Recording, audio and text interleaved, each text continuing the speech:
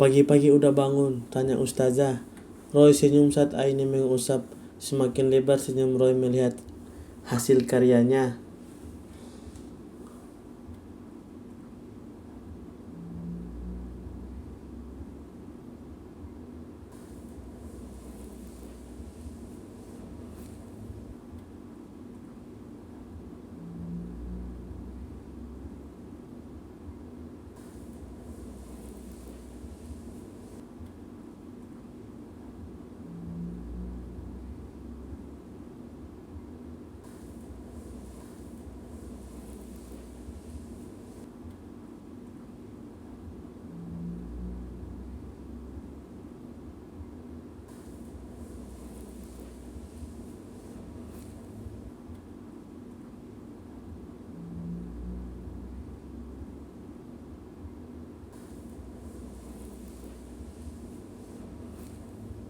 Ada 5 menit Pak Ustadz masuk ke dalam dilihat istrinya dengan spray yang acak-acakan. Baju Ustazah pun acak-acakan terlihat basah entah karena keringat atau apa.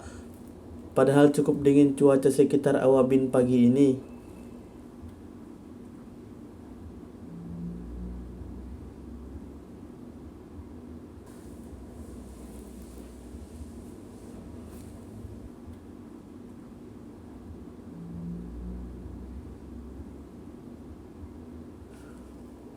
Umi abis ngapain? Tanya suaminya.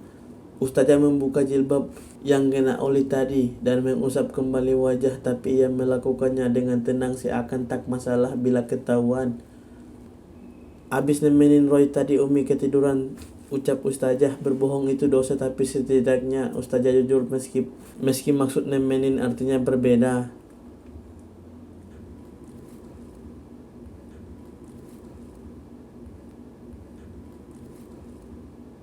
Apa yang diucapkan istrinya itu tak membuat Pak Ustadz berpikir macam-macam.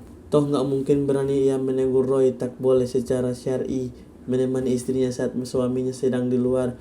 Tapi lagi-lagi ia gak mungkin berani mengingat Roy yang menyelesaikan pekerjaan rumah tangganya. Sekarang ia seperti pemimpin di rumah ini. Ia mulai hormat kepada pemuda itu.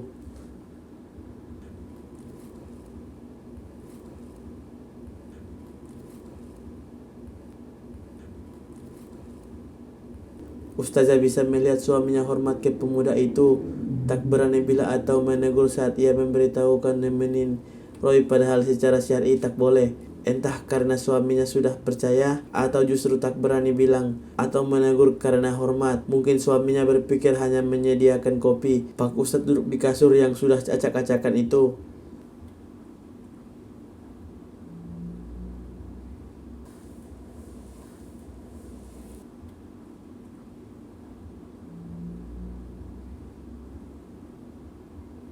Nanti kalau ada waktu Abi patuk pakai paku gede yang ditemuin Umi, ucap Pak Ustadz. Pakunya mana? Meski Ustazah bisa menyembunyikan senyum konyolnya mendengar itu, karena posisi membelakangi Pak Ustadz. Saat ia berbalik, ia sedikit kaget karena Pak Ustadz duduk di pinggir kasur. Tepat Roy menumpahkan cairan oli tadi di atas spray. Tepat ketika ia sedang memakai sarung, namun Ustazah bersikap biasa.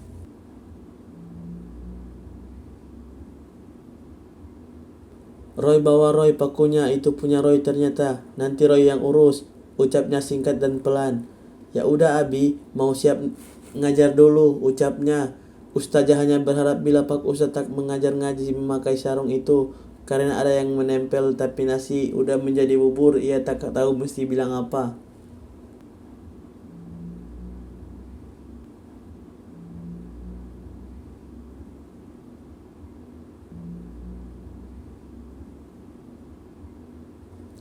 Namun kegiatan pagi itu dipotong oleh suara salam yang kencang. Nampaknya Ustadz Fian tahu siapa suara itu. Ia bergegas keluar. Loh, Pak Dharma? Tanya Pak Ustadz. Pak Ustadz terlihat bingung kenapa Dharma rapi sambil menenteng golok panjang rapi-rapi. Begitu pula Pak Dharma. Ia bingung kenapa Ustadz paling senior yang dipercaya Kiai Basri itu tidak ada di bawah. Masih ada di sini tidak mengurusi kasus serius di surau pesantren. Kok masih di sini, Tat? Tanya Dharma. Emang ada apa? Rohani yang tadi mendengar salam itu keluar kali ia sudah memakai kaos. Kalian belum tahu, surau pesantren dilempari kotoran orang.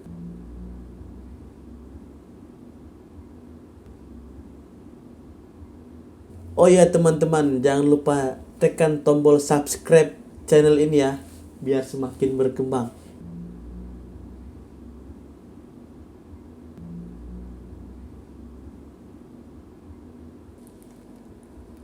Baik Roy maupun Pak Ustadz tak percaya mendengarnya. Apa benar?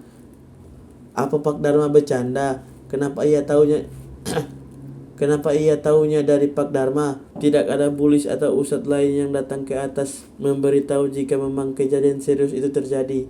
Yang benar Pak, kapan? Subuh tadi. Kalian nggak masjid subuh tadi?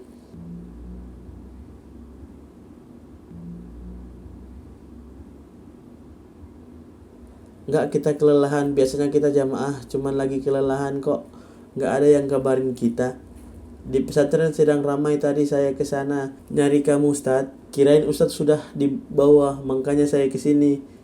Roy dan Pak Ustadz saling bertatap muka. Pantas tadi kami mendengar suara riuh ramai di pesantren tadi. Sampai Ustadz Junid ke bawah, ucap Fian.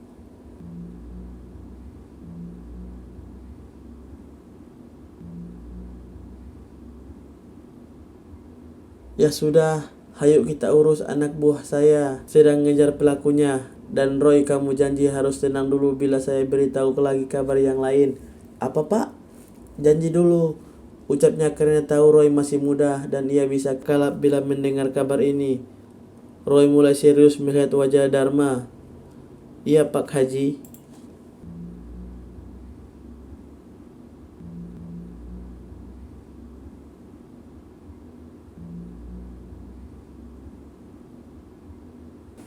Sambil menghela nafas, Dharma berucap, anak buah kamu Roy, si Tatang dikeroyok orang gak dikenal pagi tadi. Jantung Roy kaget tak percaya. Saat itu Pak Dharma mengulai rangkaian kejadian yang sama persis diutarakan selihin anak buahnya pagi tadi. Tanpa berpikir lagi, Roy berubah wajahnya. Ia naik pitam mengajak Dharma mengejar pelaku itu bila masih bisa dikejar, sedangkan Pak Ustadz bergegas ke bawah menuju surau pesantren. Pantas ada suara ramai riuh tadi di pesantren. Ustazah Aini yang mendengar dalam kamar tak percaya dengan apa yang didengarnya. Ia juga segera merapihkan bajunya untuk segera ke bawah. Benar-benar gak bisa dipercaya, ucap Ustadz Fian lagi. Pagi setenang ini ternyata ada kabar yang sangat mengganggu. Ia ingin memberitahu Pak Kiai namun takut Pak Kiai masih istirahat.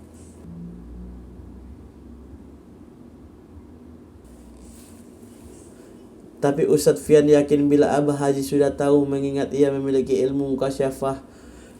Segera Ustadz Fian bergerak ke bawah sedangkan Roy ikut Dharma menuju markas perkumpulan pemuda paguyuban jawara di sekitar pesantren Awabin.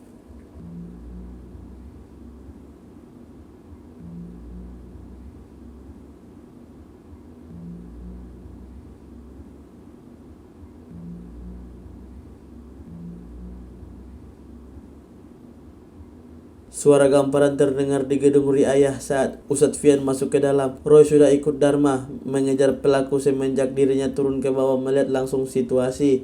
Para santri yang seharusnya masuk kelas pagi ini terlihat dari wajah-wajah mereka yang kaget dan syok.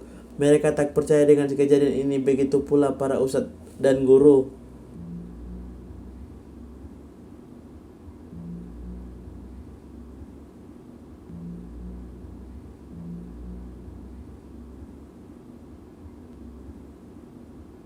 Baru kali ini selama pesantren berdiri, baru sekarang terjadi aksi vandalisme yang menyulut emosi seperti ini. Bahkan saja pihak pesantren tapi juga penyulut pihak sekeliling kampung pesantren. Terlihat wajah Dharma tadi sangat emosi sambil memegang golok panjangnya. Sebetulnya Ustadz Fian bersyukur karena Roy berhasil menarik Dharma untuk menjadi bagian pesantren lagi.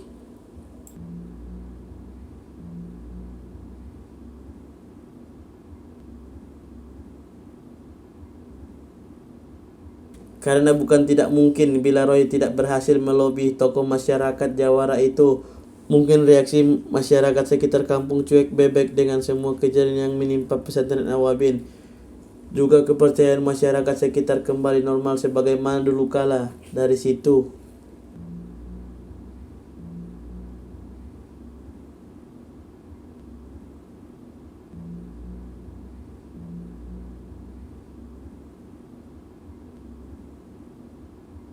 Ustadz Fian mengakui siapa pemuda itu. Dari situlah ia memberi hormat, bahkan istrinya pun mendukung bila Roy tak masalah memanggil suaminya dengan sebutan nama.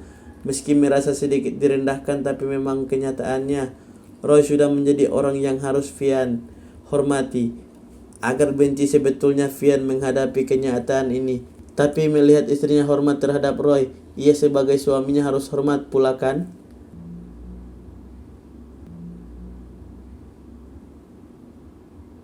Ustazah Aini melihat juga kenyataan ini. Kenyataan suaminya sekarang menghormati Roy. Kenyataan ini pula membuat dirinya dioleh lelaki yang dihormati suaminya. Membuat Roy, istri ustadznya di kamar kesayangan suaminya, seakan menjadi hak domainnya. Aini ikut ke bawah ke pesantren bersama suaminya. Saat ia mendengar kabar itu, Aini bisa melihat Pak Ustadz bisa memakai sarung itu.